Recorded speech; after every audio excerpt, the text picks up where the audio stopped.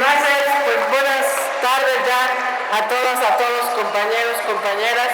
Primero agradecerle al Comité Estatal por su convocatoria, por el esfuerzo en este evento, agradecerle a todos los presentes, a autoridades electas, a consejeros, consejeras.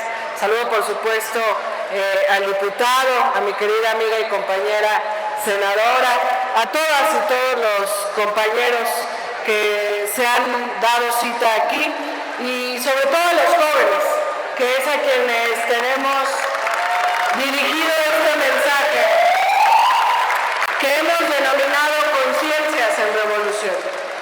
Contarles, como ya lo decía aquí Alex Porras, nuestro secretario nacional de jóvenes, pues estamos visitando todo el país, llamando a plazas públicas para tener una especie de formación política masiva.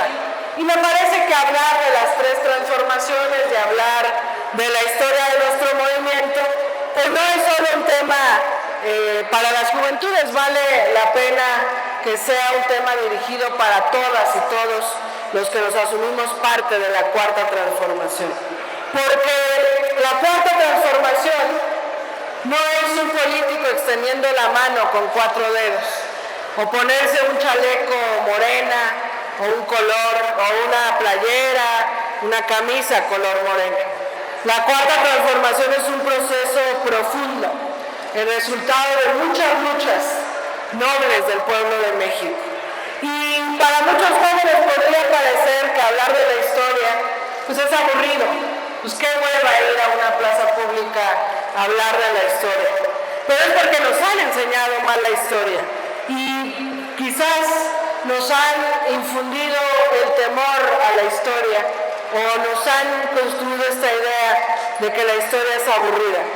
Pero para todas y todos los que hacemos política, pues es muy importante tener conciencia histórica, porque si no sabemos de dónde venimos, es muy difícil que sepamos dónde estamos parados y mucho más difícil saber hacia dónde vamos, porque el proceso político que estamos viviendo en México no es solo ganar una elección o llegar a otra elección y volver a ganar, no es la lucha porque yo quiero ser diputado, senador, presidente municipal, porque yo quiero sentirme poderoso. No, la lucha de la Cuarta Transformación es en serio un proceso de cambio profundo, radical. No solo en lo que hacemos desde el gobierno, sino en la manera de pensar, en la manera de comportarnos, en la manera de entender el poder y de entender la política. Y por eso es importante que si hablamos de la Cuarta Transformación, pues tengamos más o menos idea y ojalá con estas charlas a quienes no han profundizado en el conocimiento de la historia les antojemos un poquito. La Cuarta Transformación pues es una concepción que ha planteado nuestro presidente Andrés Manuel López Obrador y parte de que hay 3 momentos antes de este que estamos viviendo donde el pueblo de México ha irrumpido y ha modificado los destinos o sus destinos. Y ya hemos hablado de la independencia, donde en otras cosas pues fue una lucha de las mayorías contra el yugo colonial, contra el yugo español, que entre otras cosas nos dividía entre castas, y no era lo mismo ser español, ser criollo o ser indígena, que además lo que significó la colonia pues fue ese intento de desaparecer incluso nuestras raíces, nuestros pueblos originarios, sus costumbres, su cosmovisión. Y la resistencia del pueblo de México permitió que lográramos la independencia del yugo español y planteáramos igualdad, porque no podemos normalizar o no podíamos normalizar pues una realidad donde hubiera privilegios para unos cuantos y para otros casi un trato de esclavitud. Y de ahí venimos, de la lucha por la igualdad, de la lucha y el respeto por nuestros pueblos originarios, por nuestras costumbres, por su cosmovisión. Venimos porque si después de la independencia, si ya nos independizamos, pues tocaba pensar, bueno, ya somos independientes y ahora hacia dónde vamos. Y la reforma fue pues una especie de pincelazo, no menor, de definir qué nación queríamos. Y fue la lucha, entre otras cosas, contra conservadores y liberales, y los conservadores decían que no podíamos gobernarnos, que necesitábamos un príncipe extranjero. Afortunadamente ganaron los liberales y empezaron a cimentar un país de leyes, de derechos civiles, porque ya habíamos logrado la independencia, pero quienes seguían tomando decisiones pues era el clero, un par de personas ricas, criollas, españoles todavía, y pues este proceso de reforma, esta lucha entre liberales y conservadores, pues permitió delinear un país de entrada donde había que separar el Estado de la Iglesia y donde además se reconocía que no solamente había una creencia religiosa. Fue ahí cuando se planteó el respeto a todas las creencias religiosas y se cimentaron pues las primeras leyes, los primeros códigos civiles y pues surgió de esta lucha de reforma la Constitución de 1857. Y luego, en la tercera transformación, en la Revolución, pues lucharon el pueblo de México en su mayoría contra más de 30 años de dictadura porfirista. Entre otras cosas recordamos, y estoy siendo muy simple con la historia, pero les invito a que sigamos profundizando el conocimiento de nuestra historia, pues recordamos a Zapata, recordamos a Villa, recordamos esta máxima de que la tierra es de quien la trabaja, porque también había un planteamiento no solo contra una dictadura de más de 30 años, sino también contra los grandes hacendados que se creían dueños de la tierra y que trataban como esclavos a nuestros campesinos. Y si me apuran, después de la revolución, pues vienen 70 años de priismo, 12 años de panismo y en 2018 logramos ganar. Venimos entonces de una concepción de la historia donde reconocemos que hubo 3 momentos gloriosos de participación, de irrupción del pueblo de México y que esos momentos modificaron el destino de nuestra nación. Por supuesto, después de la revolución tenemos ahí un oasis en la historia que es el gobierno de Lázaro Cárdenas, pero que no se concretó en un proceso, fue solo un periodo de gobierno, porque la sucesión presidencial, que siempre es un momento difícil, complejo, pues no permitió tener a alguien que le diera continuidad a ese proyecto, sino a alguien que fuera moderando el proyecto y que se volvió a acercar a las élites y no a los intereses de la mayoría. Porque esta irrupción del pueblo, en la primera, en la segunda, en la tercera transformación, pues significó la decisión de la mayoría por encima de unas minorías que tomaban decisiones.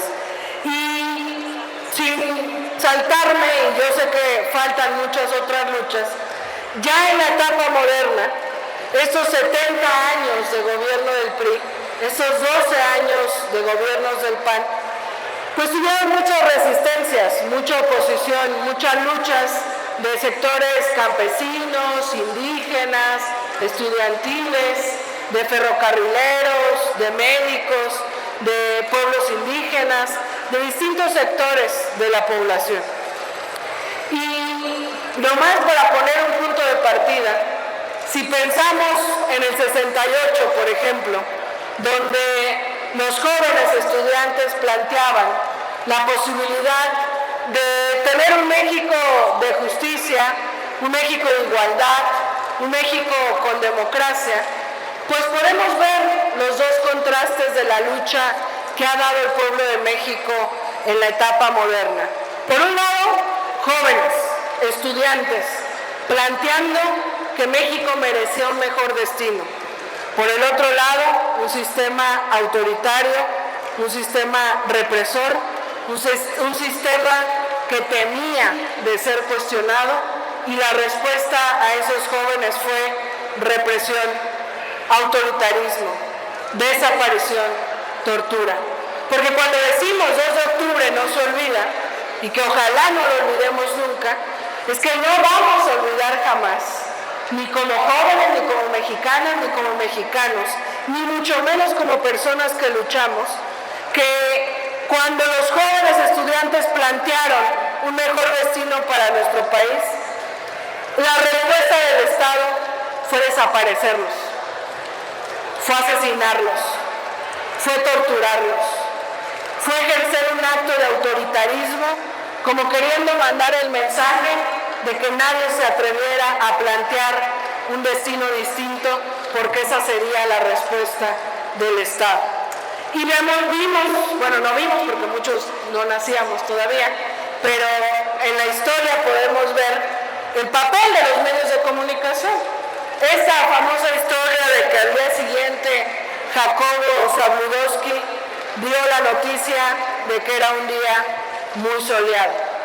Ningún medio de comunicación dijo que un día antes, que el 2 de octubre, habían en la Plaza de las Tres Culturas asesinado, reprimido y desaparecido a jóvenes estudiantes. Y si pensamos de 1968 al 2018 que triunfó nuestro movimiento, pasaron por lo menos 50 años. Y la historia es larga y la historia de nuestro país es rica. No profundizaré, los invito a que sigamos formándonos en ello. Pero si pensamos del 68 al 2018, pues podemos ver que en el 88 la ciudadanía quería un cambio y salió a votar por un cambio. Votó por el ingeniero Cuauhtémoc Cárdenas. Nuevamente la respuesta del Estado, resistente a perder su poder, respondió con un fraude electoral. Y es un fraude electoral que las nuevas generaciones no debemos olvidar, porque la voluntad de la mayoría del pueblo era cambiar de gobierno. Quienes tenían el poder utilizaron toda la fuerza del Estado para detener esa voluntad popular. Y luego en el 2000, esto fue en el 88, luego en el 2000, la gente volvió a votar por un cambio, quizás engañada, porque yo ya tenía 10 años, pero pues mis papás eran ciudadanos muy informados, y pues yo recuerdo que muchos desde la izquierda sabían que el PRI y el PAN eran más de lo mismo y que esta promesa de cambio de Vicente Fox pues era una falacia. Sin embargo, la gente le creyó a Vicente Fox y no podemos negar que la mayoría del pueblo de México en 2000 votó por Vicente Fox. Vicente Fox decía que iban a sacar al PRI de los Pinos a patadas. No solo no lo sacó, no solo resultó que eran más de lo mismo, sino que después incluso hizo campaña por Peña Nieto y hoy los vemos agarraditos de la mano y hoy ya no los pensamos separados.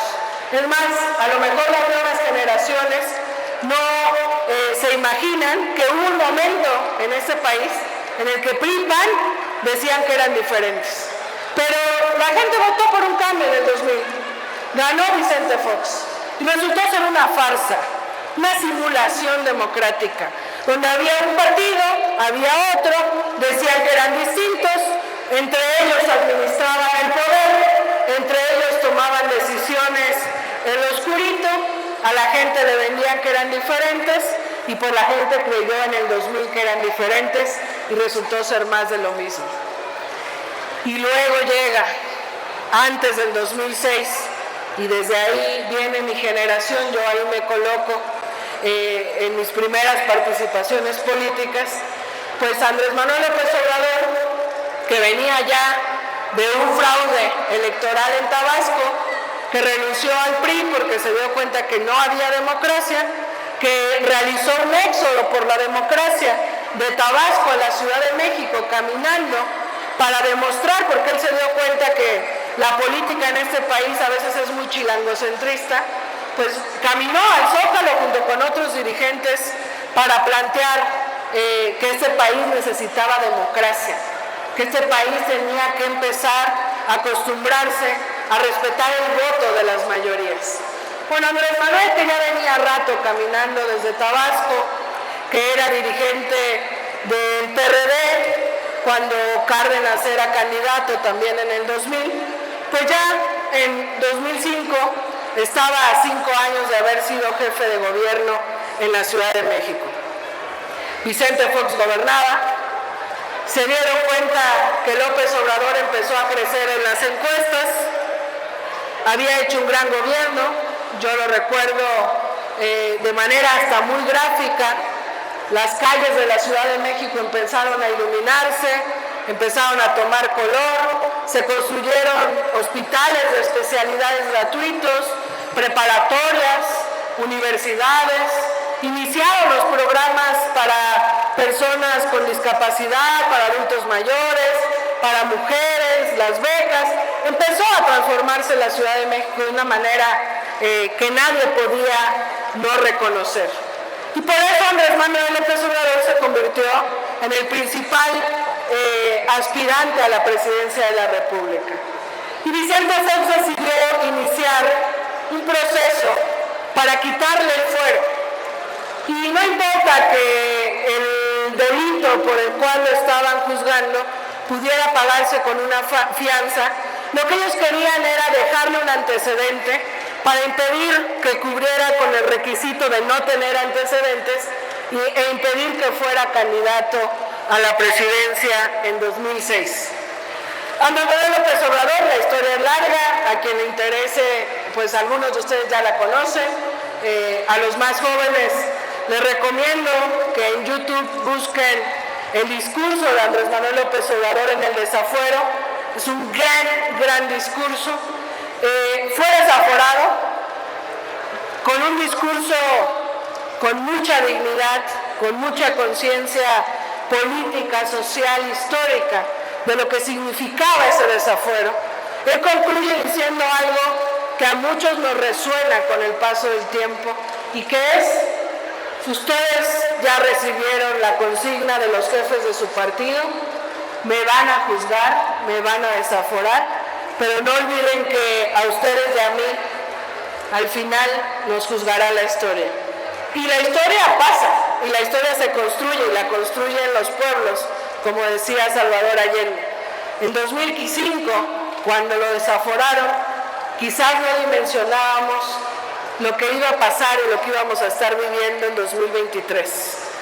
Por el respaldo popular que tuvo Andrés Manuel López Obrador, por su liderazgo, por su carisma, porque nunca se alejó de la gente, porque siempre gobernó con la gente y organizando a la gente, pues la mayoría de los habitantes de la Ciudad de México salimos a defender a López Obrador, y la fuerza fue tanta que Vicente Fox tuvo que recular y se echó para atrás en el desafuero.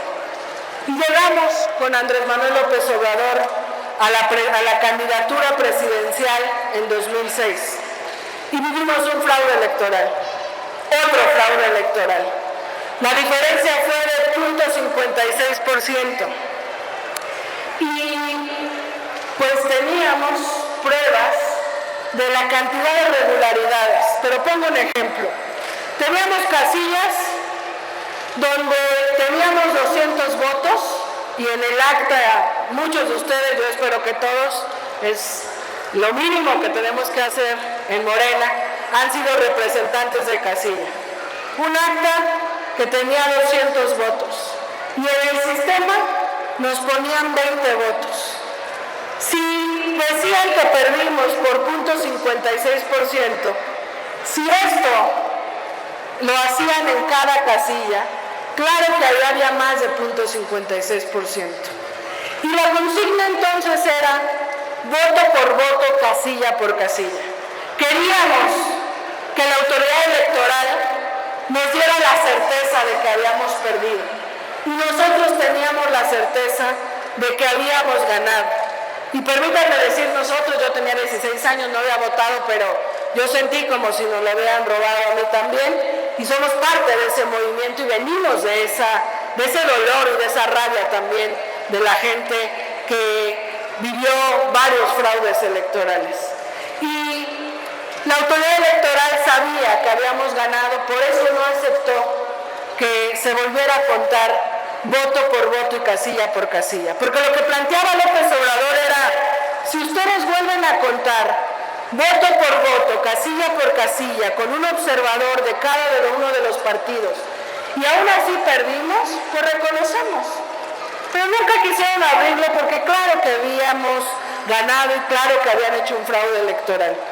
La respuesta de López Obrador, y permítanme, ya sé que ya me estoy extendiendo, pero profundizar un poco en esto, fue canalizar la rabia y el enojo que en ese entonces había en mucha gente en un plantón. Porque imagínense, para las nuevas generaciones ya era frustrante, pero para quienes venían del 68, incluso desde antes, para quienes pasaron el fraude del 88, la farsa del 2000, otro fraude en el 2006.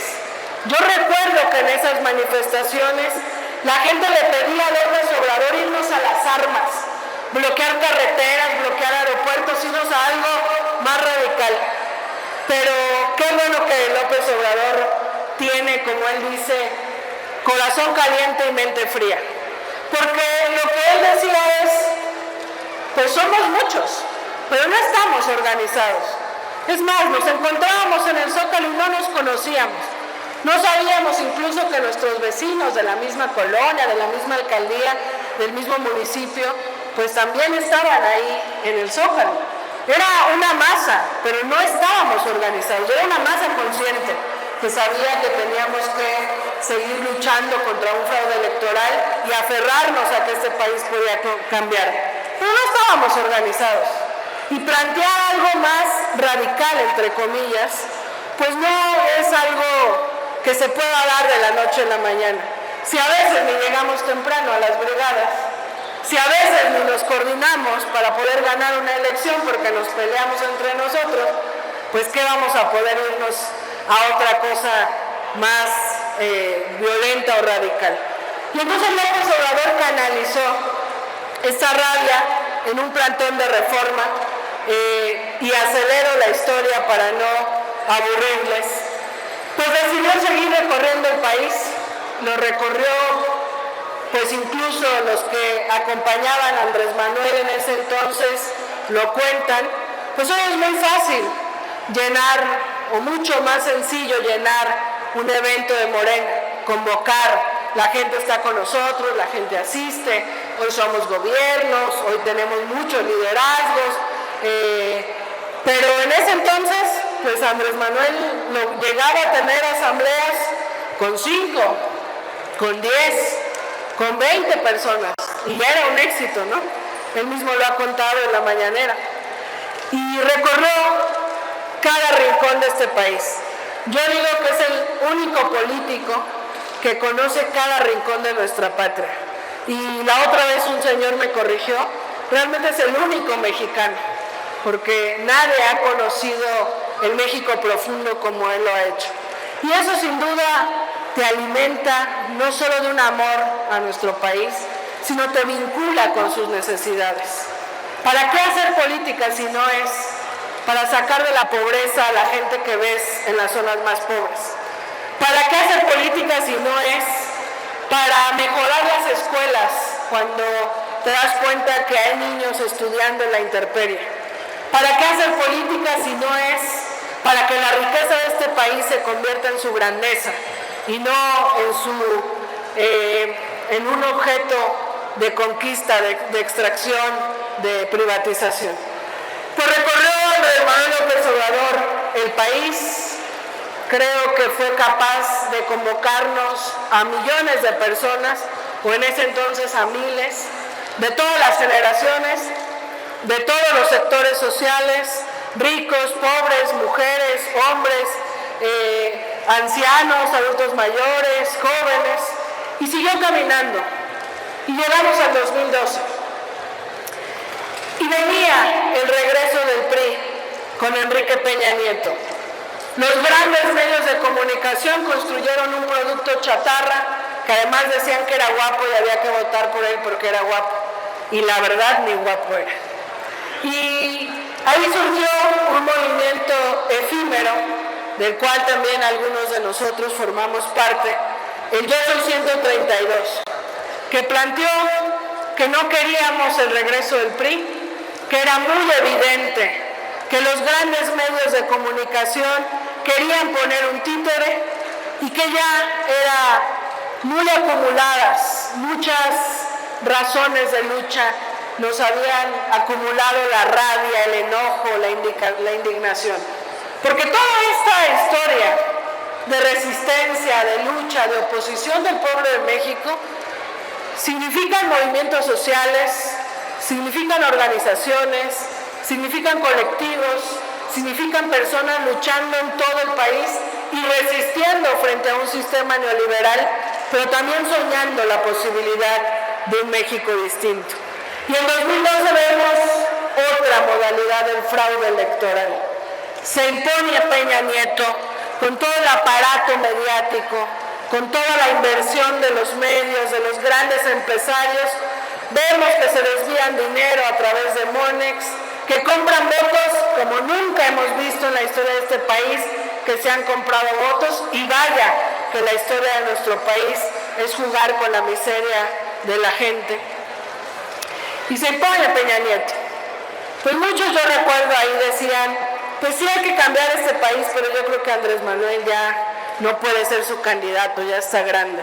Incluso Andrés Manuel en 2012 tenía la pretensión de renunciar, lo contó él años después.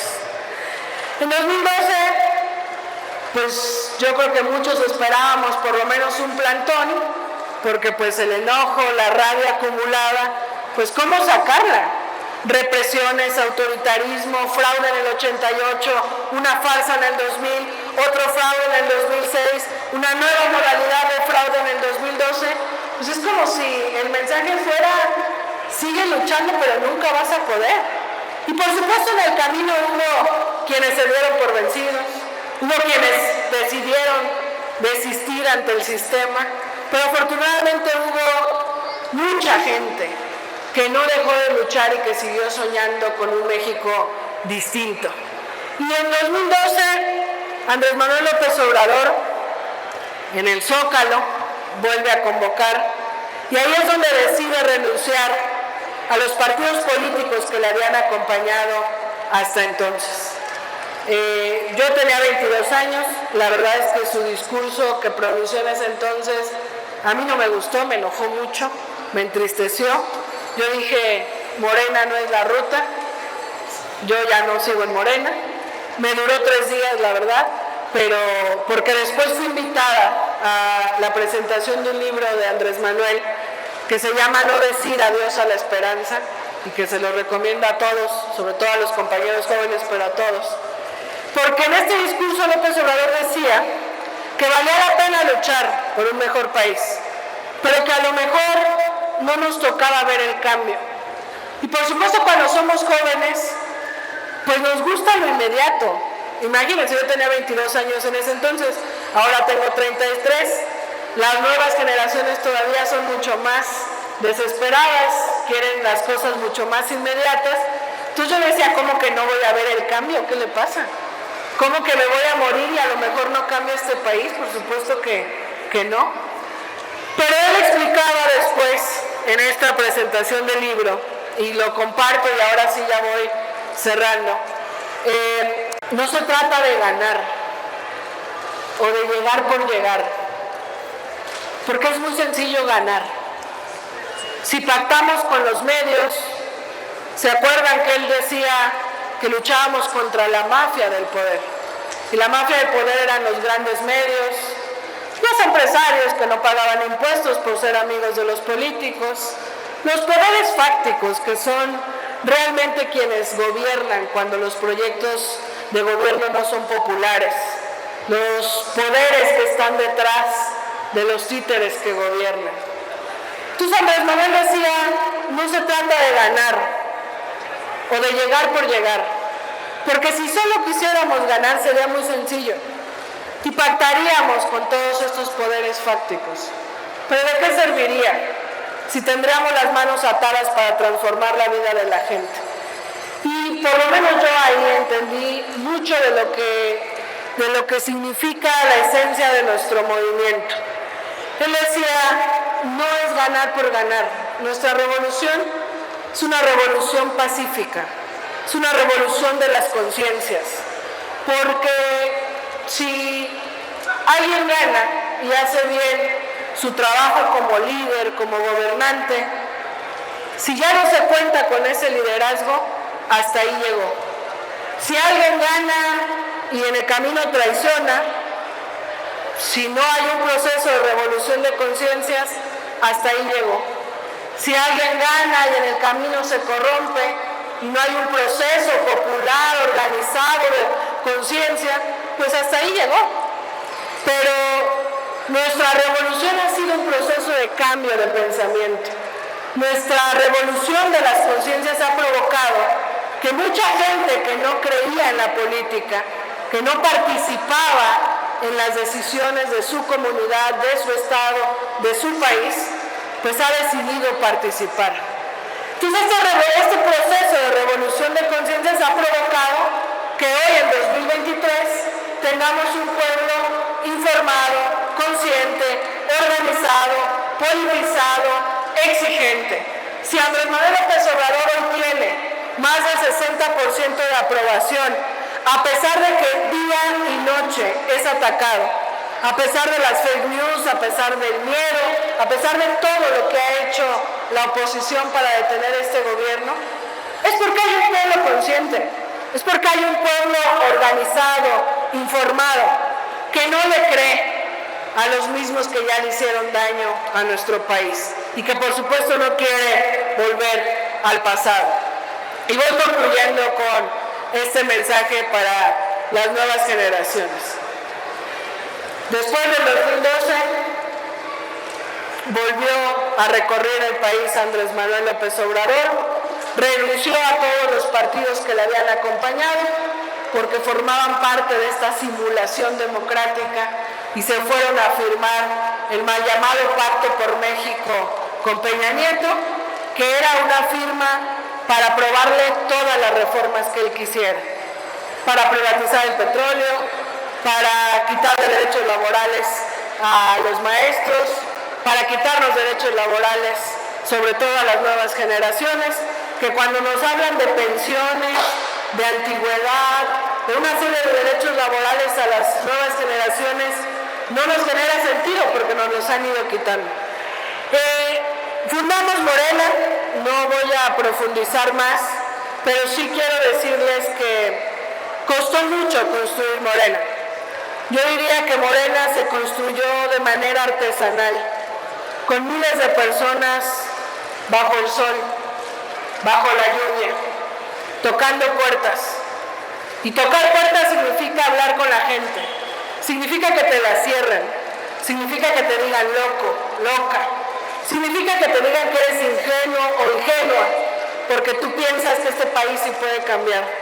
Tocar puertas significa convencer una y otra y otra y otra vez hasta que la gente se queda pensando y genera una conciencia y dice, sí es cierto, sí se puede cambiar este país, sí es cierto, no podemos seguir así. Morena se construyó así. En cada rincón de este país había por lo menos una, dos, tres personas, 4, 5 a veces más, que salían y repartían el periódico Regeneración.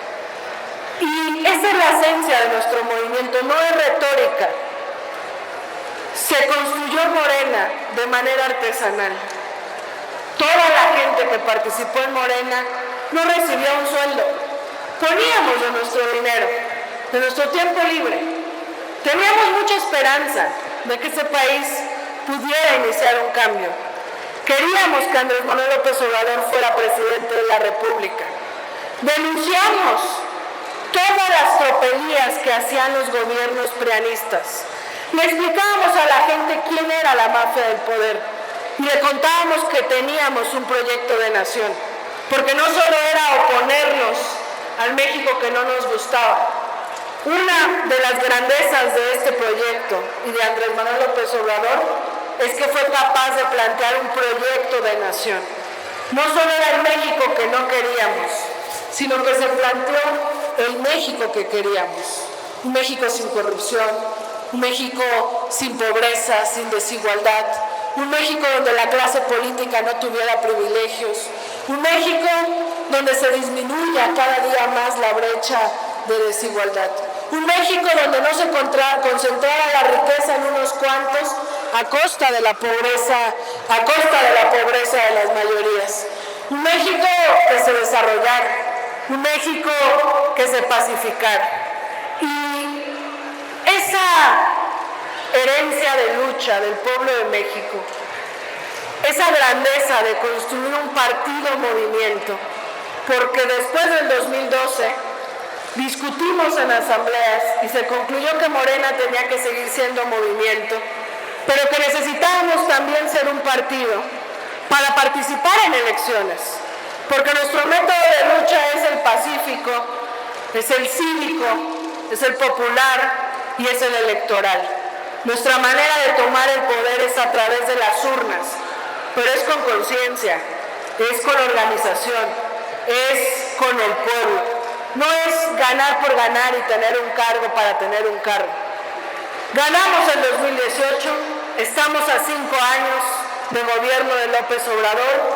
Yo creo, sin temor a equivocarme, que Andrés Manuel le podrá dar cuentas al pueblo de México en que todo lo que prometió para este sexenio lo cumplirá.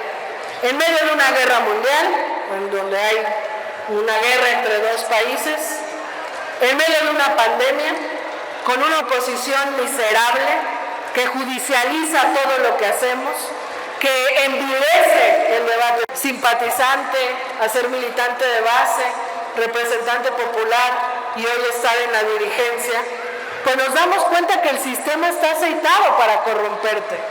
Pensar que Andrés Manuel López Obrador ha luchado más de 40 años de su vida en este sistema político, resistiendo ese sistema político, cuestionando ese sistema político y sin pactar con los dueños de ese sistema político, sin duda es pensar en una persona honesta, íntegra, con sus convicciones muy definidas y además con mucha calidad emocional, porque aguantar tanta derrota pues no es sencillo. De repente pareciera en algún momento de la historia que no iba a ser, que casi iba a ser imposible, ¿no? Y afortunadamente lo logramos. Y hoy estamos en un momento, insisto, donde gobernamos el país, tenemos la mayoría legislativa en el Senado, en la Cámara de Diputados, nunca había perdido esa mayoría el PRI, gobernamos 23 estados, muchos por primera vez perdieron el poder el PRI, casi completaban 100 años de gobierno ininterrumpido en algunos estados. De ese nivel es la temprana edad de nuestra democracia. Hoy somos la principal fuerza política de México y yo me atrevo a decir que la principal fuerza política de izquierda del mundo, porque como senadora tuve la oportunidad de ser presidente de la Comisión México-Unión Europea y los eurodiputados me decían algo que creo que es importante reflexionarlo al interior. Ellos decían, si triunfa la cuarta transformación, no es lo mismo que triunfe un proyecto progresista en Bolivia, en Uruguay, que son países chiquitos. Si triunfa en un país como México, tan grande y extenso territorialmente, con tanta población, que es vecino de Estados Unidos, quiere decir que en cualquier parte del mundo puede triunfar un proyecto alternativo al neoliberal. Y de ese nivel y de ese tamaño es nuestro proyecto, compañeras y compañeros. No estamos aquí por un cargo, por un puesto, por sentirnos importantes, por tener el poder de pisotear al más débil. No estamos aquí por eso. Estamos aquí porque el pueblo de México durante décadas ha soñado que un país distinto puede ser posible.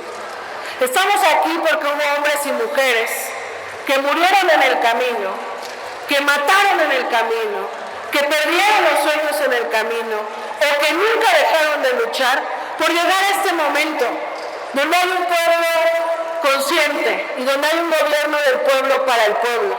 Seríamos muy chiquitos, pero diminutos, si no dimensionamos el proyecto histórico, político y social que vivimos.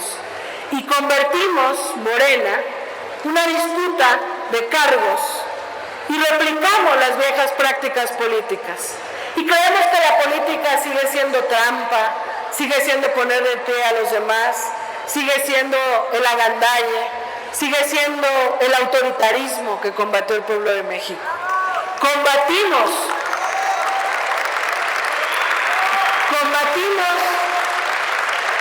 las peores prácticas políticas y no queremos replicarlas. Combatimos un sistema autoritario y hoy somos poder y somos mayoría y no queremos replicar el autoritarismo en nuestras prácticas.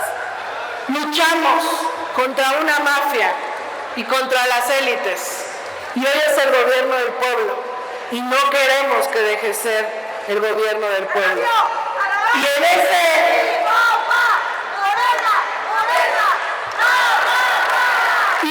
escenario, donde estamos por terminar un sexenio, el primer sexenio de la Cuarta Transformación, donde Andrés Manuel López Obrador, compañeros, si me permiten terminar, donde Andrés Manuel López Obrador está por retirarse de la vida pública y donde todos los días, desde la mañanera, se dirige a los jóvenes, donde todos los días habla del relevo generacional, donde en las últimas manifestaciones en el Zócalo de la Ciudad de México ha mencionado la felicidad que le da ver en el movimiento a jóvenes. La pregunta que las nuevas generaciones nos tenemos que hacer, y nos la tenemos que hacer en lo personal, pero también en lo colectivo, es ¿cuál es el papel de un joven en la Cuarta Transformación? ¿Qué significa ser relevo generacional? Ser relevo generacional no es solo cambiar de rostro, un poquito menos arrugado y con menos canas en la política. Ser relevo generacional significa, y más entendiendo la grandeza de nuestra historia, que si hay una generación que puede asumir el humanismo mexicano de manera firme y con mucha convicción, es esta nueva generación que es heredera de las mejores luchas del pueblo de México. Que si llegamos al poder es para transformar las cosas. Y que ser relevo generacional significa aferrarnos a una nueva forma de hacer política. Aferrarnos a que la política sí se puede hacer con honestidad, con servicio, con vocación de servicio. Aferrarnos a que por el bien de todos y todas, primero los humillados y las personas más pobres. Ser relevo generacional significa tener conciencia histórica y también tener visión de futuro. Porque no solo es las luchas que venimos arrastrando y las actuales, también hay una nueva generación que plantea nuevas agendas. La de la diversidad sexual, la agenda de la igualdad entre hombres y mujeres, la de recuperar el medio ambiente, la de convivir de manera distinta entre hombres y mujeres. La agenda de la salud mental es una gran agenda de las nuevas generaciones. Ser joven en la Cuarta Transformación significa aferrarnos a hacer las cosas distintas. Y nos van a llamar ingenuos. Y nos van a decir que queremos hacer las cosas distintas porque somos jóvenes y no entendemos de política. Y nosotros podremos responderles con mucha altura que sí entendemos la política, pero que la entendemos distinta, que la entendemos como nos la enseñó Andrés Manuel López Obrador, que la entendemos como la exige el pueblo de México y que la entendemos con ética, que la entendemos para servir. Y nosotros, los jóvenes, las nuevas generaciones, podemos presumir que somos hijos de las mejores luchas del pueblo de México. Tenemos que ser cuadros todoterreno. tener la humildad para sentarnos con la persona más humilde de nuestra comunidad y contarle por qué luchamos. Formarnos, porque ya estamos en el ejercicio del poder, para si nos toca dar un debate en un medio de comunicación o en una universidad con alguien de derecha que se creen con palabras rimbombantes que tienen la razón, ganarles el debate, porque la historia y la verdad está de nuestro lado. Formarnos, porque es inevitable y por eso no puede ser el objetivo luchar por cargos. Es inevitable que todos los jóvenes en la Cuarta Transformación cada día vamos a asumir más responsabilidades, incluso más rápido que las generaciones que lucharon antes, y por eso no podemos caer en la soberbia generacional. Y hay que prepararnos por si nos toca ser asesores, por si nos toca ser regidores, síndicos, presidentes municipales, diputados, senadores, gobernadores, secretarios de gobernación como Luis Alcalde a sus 36 años. Hay que prepararnos porque estamos en la disputa por el poder, pero también hay que asumir una concepción del poder distinta, porque si al día siguiente de que yo sea secretaria general vuelvo a ser militante de mi comité de base, no pasa nada, porque nuestra visión del poder no es vertical, no es a qué cargo sigo yo porque híjole, ya yo soy muy importante y tengo un gran sueldo y cómo voy a perder este sueldo. No, si al día siguiente de mi encargo no hay otro espacio donde yo pueda ayudar, pues yo regreso a mi militancia de pie y de base, porque yo soy militante, no político profesional, porque somos militantes de causas justas, porque somos militantes de un proyecto de la transformación y porque nuestra visión del poder es horizontal, no es donde yo quiera y donde me beneficie, es donde yo puedo y donde ayudo a un proyecto que le pertenece a la mayoría del pueblo de México. Y esa es la concepción de un cuadro todoterreno que necesitamos que el pueblo de México vea en las nuevas generaciones. Porque yo pienso que a estas alturas, en esta larga lucha del pueblo de México, las generaciones más grandes que ya se echaron a perder, pues ya se echaron a perder, no creo que se compongan. Las generaciones más grandes que ya se mantuvieron, que siguen con convicciones, con principios, con ideales, qué bueno, porque nos van a impulsar y son nuestros referentes, incluso muchos y muchas de ellas.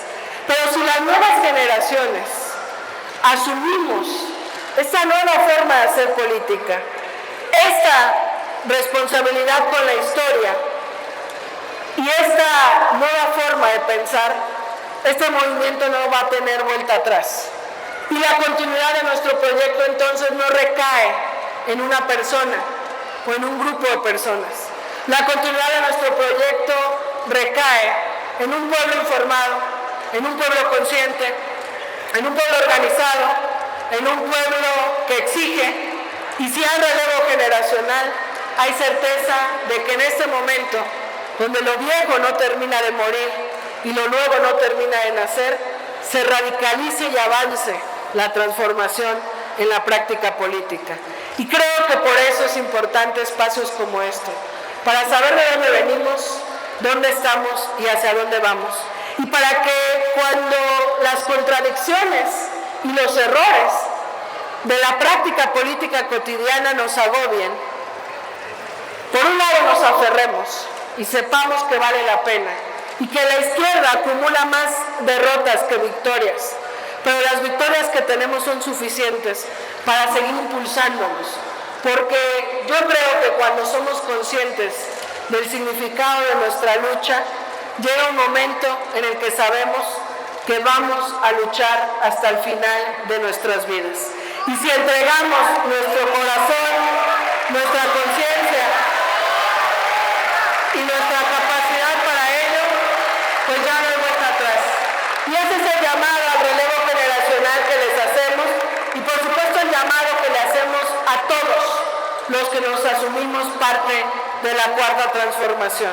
Ese es el legado de Andrés Manuel López Obrador y ese es el momento que nos ha tocado vivir y presenciar a todos y todas las generaciones que hoy estamos vivas en este momento de la historia de nuestro país. ¡Que viva la juventud!